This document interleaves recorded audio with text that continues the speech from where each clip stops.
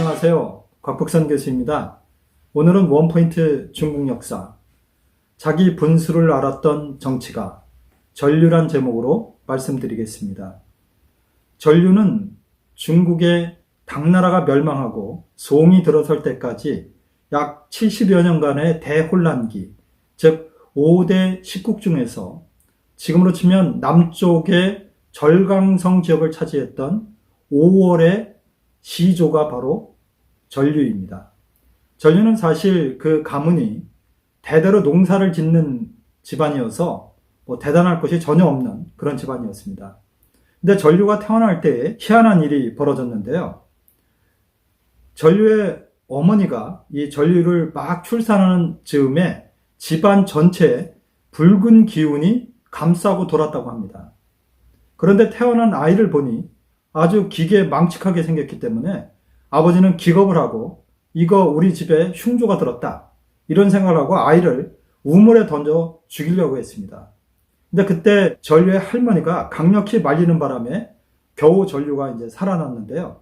그래서 어려서 그의 이름이 파류였습니다. 파는 우리 노파 할 때 파자고요. 류는 남겨놓다, 그런 뜻이죠. 즉 할머니 때문에 목숨을 건진 자, 이런 뜻입니다. 어려서부터 파류 이렇게 불렸기 때문에 본인이 별로 기분은 안 좋았을 것입니다. 어쨌건 전류는 자라면서 농사일을 싫어했습니다. 그래서 그냥 매일 빈둥빈둥 대면서 도참서적이나 아니면 산에 가서 활을 쏘거나 이 창을 휘두르는 연습을 하곤 했습니다.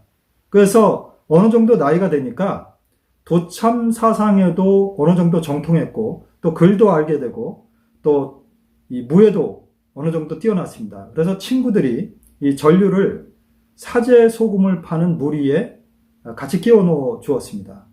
근데 몇 년간 그렇게 소금을 팔러 다니면서 전류는 만족하지 못했습니다.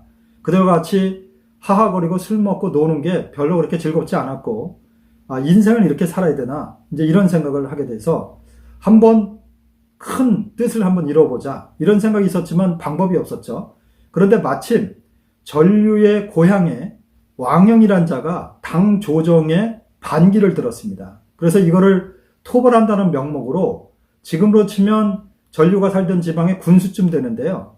동창이란 사람이 군대를 모집했습니다. 근데 이 동창의 뜻은 다른 데 있었습니다. 왕영을 쳐부순다는 구실로 자기의 세력을 넓히려고 했던 것이죠. 그렇지 않아도 뭔가 뜻을 이루고 싶었던 전류는 동창이 자기를 부르자 조금도 망설임 없이 동창의 군대에 가담했습니다. 그때가 24살인데요. 한 부대를 맡아서 지휘관으로서 이제 활동을 했고 많은 전공을 세웠습니다. 그리고 그 당시에 일어났던 황소의 반란군이 고향 땅으로 들어오는 것도 잘 막아서 지켰습니다. 그런데 이 동창이라는 사람도 실력이 있어서 점점 더 세력이 커지면서 지금으로 치면 절강성 성장이 됐습니다. 옛날엔 절도사라고 그러는데요. 이 절도사가 되면서 덩달아서 전류도 지위가 올라가서 항주 자사가 됐습니다. 그 당시 절강성의 중심부는 지금처럼 항주가 아니라 소흥이었습니다. 그래서 소흥 지역에 동창이 거주하고 있었고, 이 2인자인 전류는 항주 자사로 있었습니다. 그런데 그의 나이 44살, 즉 동창을 쫓아다니지 20년이 되던 해에 동창이 당나라의 반기를 들었습니다.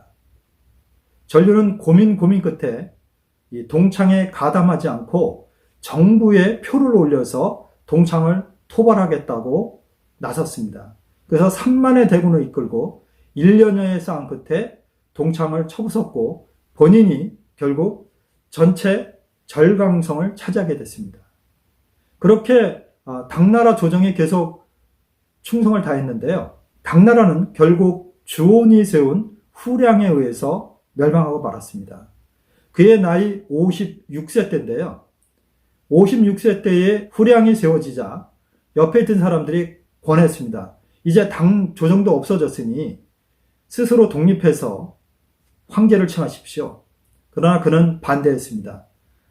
내가 보건대 나는 한 지역을 지킬 수 있는 능력은 있지만 저 주온처럼 중앙정부를 무너뜨리고 전국을 제패할 수 있는 능력은 없다. 우리가 사는 길은 중앙조정에 들어선 저 후량을 인정하는 것이다. 그래서 그는 사신을 보냅니다.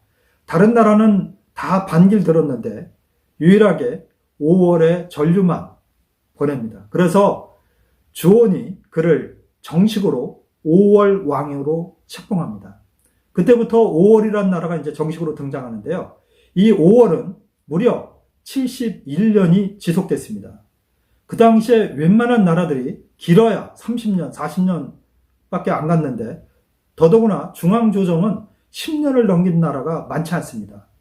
이런 상황 속에서 70년 이상을 나라를 이끌어갔다는 것은 상당한 일이죠.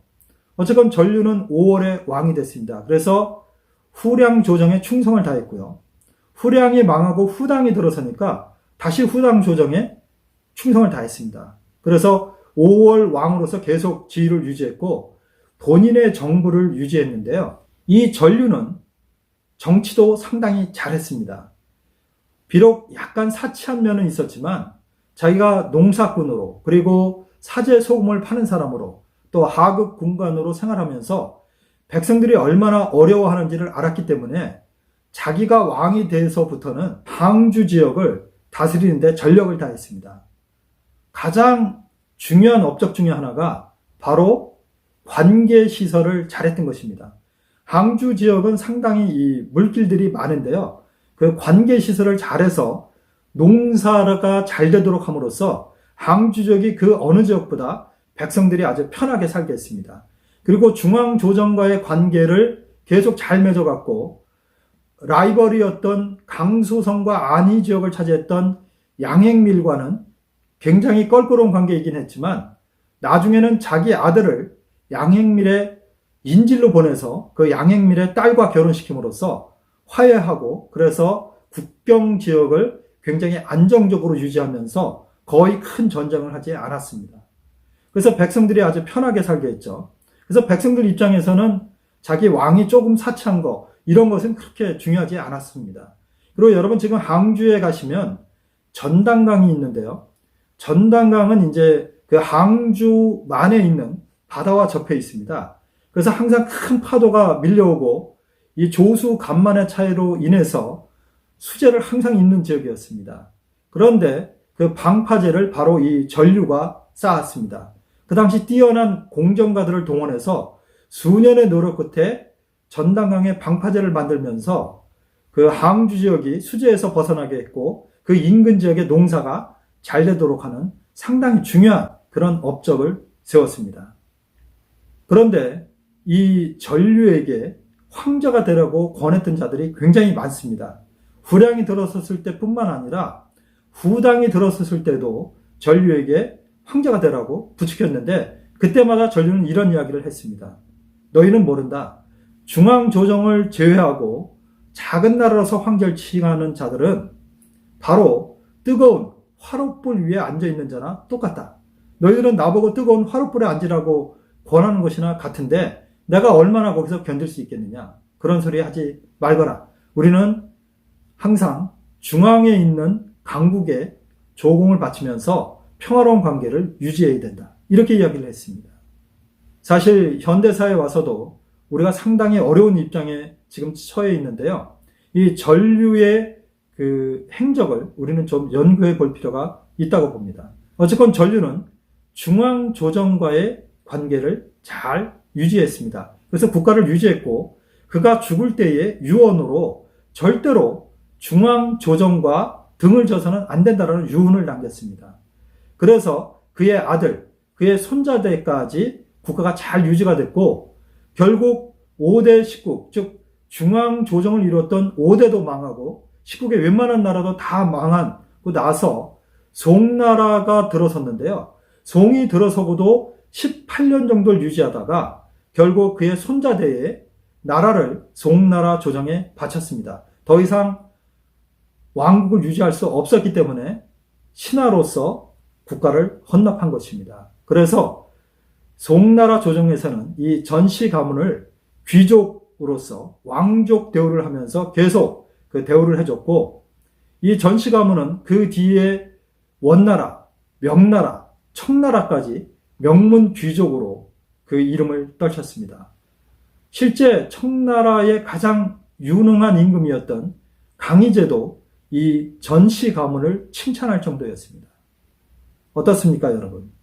농사꾼의 아들로 태어나서 별 볼 일 없는 사람이었지만 본인의 노력으로 권력을 잡았지만 본인이 자기의 분수를 잘 알았기 때문에 국가를 세울 수 있었고 그 국가를 70년간이나 이어져 내려갈 수 있도록 했던 전류.